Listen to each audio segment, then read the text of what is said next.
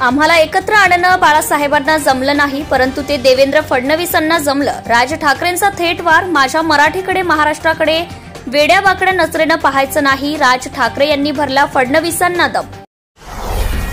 ठाकरे बंधू एकत्र येताच महाविकास आघाडीत फूट. विजयी मेळाव्याला काँग्रेसची दांडी. ठाकरे बंधूंची जवळीकीचा महाविकास आघाडीवर परिणाम होण्याची शक्यता. आम्ही एकत्र आलो आहोत, ते एकत्र राहण्यासाठी. उद्धव ठाकरे यांची गर्जना.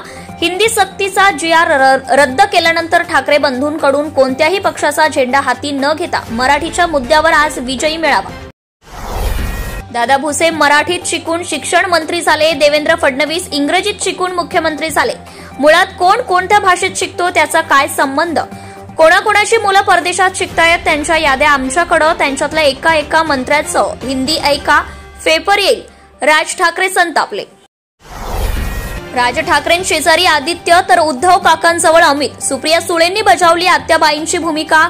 2 भावांना जवळ घेऊन फॅमिली फोटो फ्रेम देण्यात राष्ट्रवादी काँग्रेसच्या नेत्या आणि खासदार सुप्रिया सुळे यांची महत्वाची भूमिका.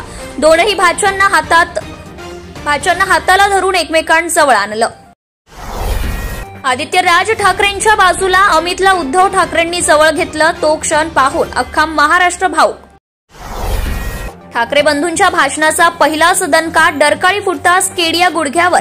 विजयी मेळाव्यानंतर लगेच सुशील केडिया यांनी सोशल मीडियावर पोस्ट शेअर करत मागितली माफी.